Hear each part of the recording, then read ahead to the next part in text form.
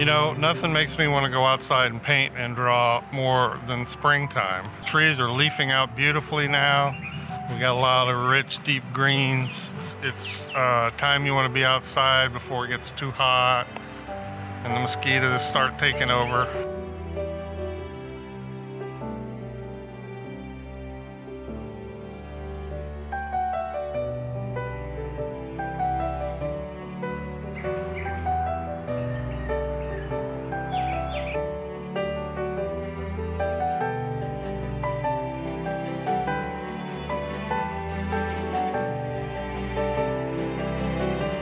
However, this has got to go. Take a good look at that. You got that in your yard, stay away from it. That, my friends, is poison ivy. And I got to come out of here with some weed killer before my grandkids get into that. Yeah, so I would consider myself a realist painter. And after my little rant and our little talk about details versus loose painting, I can tell a lot of you are too. So what I wanted to talk about today is what realist painters, the top realist painters, what they do really, really well and how they do it.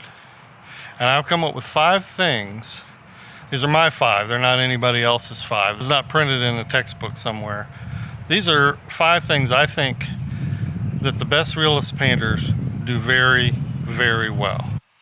Number 1, great realist painters don't paint from their head.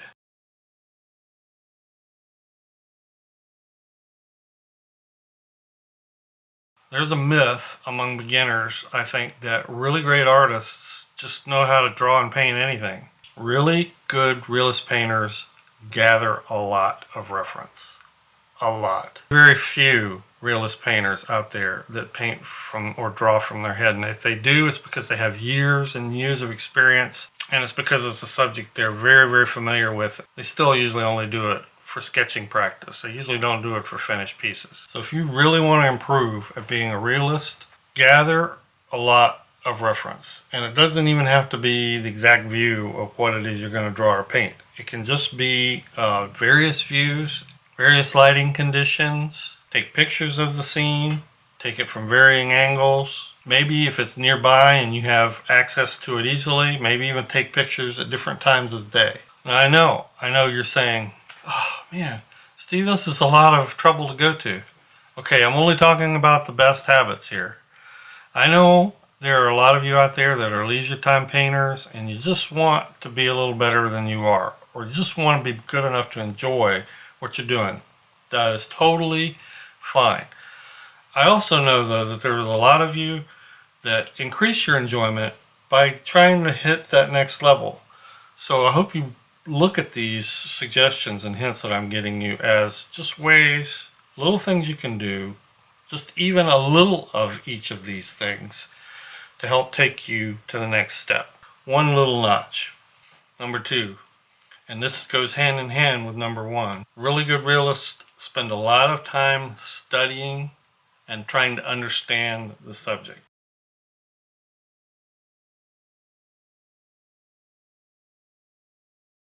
So once that reference is gathered, they'll sketch it, they'll draw it, they'll look at it, they will try to make observations that are not just surface general observations. They'll start making specific observations. Now I'm going to start showing you some examples. I picked one book in particular by a realist painter by the name of Ray Hendershot. He's a landscape painter, does beautiful work, does a lot of detail. I would consider him one of the more detailed landscape painters. Let's just look at this scene for a minute. Very realistic, as you can see, very photorealistic. But right away, we can tell, I mean, you can just tell that he was working from life. Probably a photo he set up with real elements that he had or set up, or maybe multiple. I mean, look at the little root items on the bottom of this onion. The way this onion skin comes across the counter there, and this the shape of this onion skin. The way the onion skin here is peeling. Things like the cracks and the peeling paint. Very difficult to come up with this sort of thing out of your head. He spent a lot of time looking at every crack of paint, the way the shadows were in the background, exactly how thin these little roots were. I mean, if you know, that's important. You know, lighthouse is a scene I've seen done by beginners many times, and they just flat out do it out of their head because people have seen lighthouses so much they have an iconic idea of what a lighthouse looks like. But you can tell after just a few minutes of looking at his painting here, he was not doing a lighthouse out of his head. He was painting a specific lighthouse. I mean, look at the shape of these windows, the way the windowsill angles up, even the type of rocks. I think you can tell here he put in specific kind of smooth rolling rocks based on reference, based on observation. Okay, on to number 3. The really great realist painter realizes that detail does not equate to realism.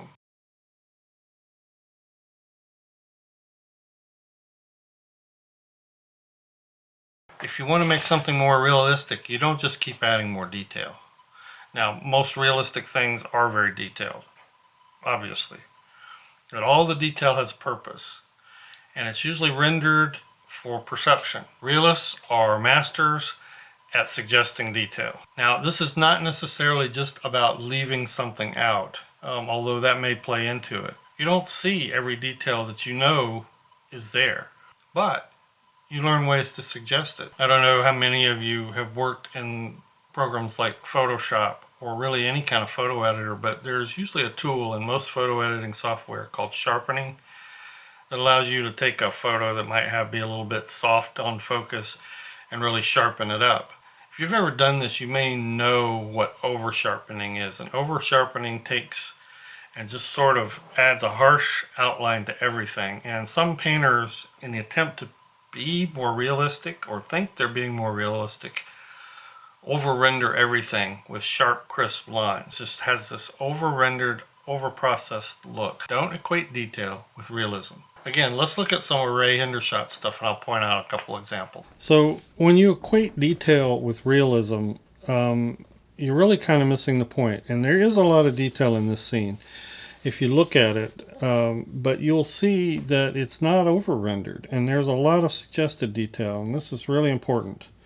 On the side of the house here, he's used spatter. Back here in this brush, he's used a dry brush technique. Up here, we've just kind of hinted at where the shingles are up and down in the bricks.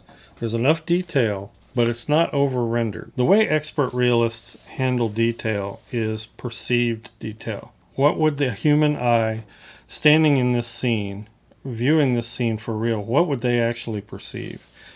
And that's what realist painters are really good at. It's not so much about what you leave out. I've had a lot of people say, how do I know how to simplify subjects? And there is a little of that, but it's really more how to render perceived detail without over rendering. It just takes time. It just takes practice. All right, so number 4. Really great realists pay very close attention to value and contrast.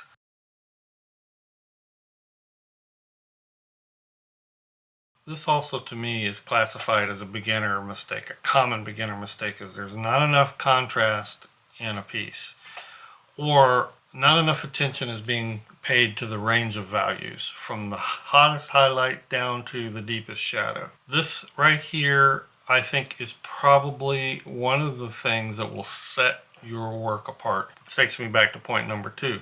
A lot of observation. A lot of observation. When it comes to observation, you can also observe how other artists have solved the problem or handled the problem of light and value. Cast shadows.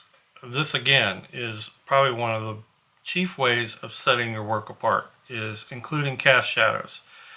Now you have what I call sculptural light or ambient light, and cast shadows, which is the shadow that is cast by a strong light source. And you usually will have both. A lot of beginners will render things in sculptural light. They'll just say, well, this side of my subject needs to be dark, this side is light. But they don't put any cast shadows in there. Cast shadows by themselves can take the realism of your pieces up a couple of notches. But cast shadows really have very specific ways in which they need to be applied and rendered. They conform to rules of perspective and scale, just like anything else. So you've got to have good reference. Back to point one, don't paint from your head. So anyway, let's look again at a couple examples from Ray Hendershot's work. Now, as I said, this is a big one, value and contrast. Contrast can really make or break a painting. And I like to rate a scene whenever I paint it. What's the hottest highlight? What's the brightest area? And what's the deepest? This looks like one of the hottest highlights in his painting, and he's contrasted that with this tree here. This piece I love because it's got just beautiful hierarchy of highlights versus shadows. Now the other point I was making is cast shadows. Now if I were to ask you where are the cast shadows in that, they're very, very subtle, but they are there, and they really add an extra dimension to this piece. Well, you can see it here with the tree against the house. You can also see it underneath each one of these windowsills. Notice how there's a little angular shadow here. Obviously the light is coming from up here and casting a shadow on that windowsill. I mean, it's just really lovely that he included that. But it's awesome how he also has a cast shadow on these window panes. Look at that. See, cast shadow there, cast shadow there. I've seen many, many artists that would tackle a scene like that, and all they do is they just paint in the window panes. And it's not a matter of just putting in some random cast shadows. This was thoughtfully put in, and it's based on observation, and it's based on reference. All these things work together. There's a hierarchy of values to provide contrast, and this is just an example of being done really, really well. All right, so finally, number 5, great realist painters pay close attention to critical scale, proportion, and perspective.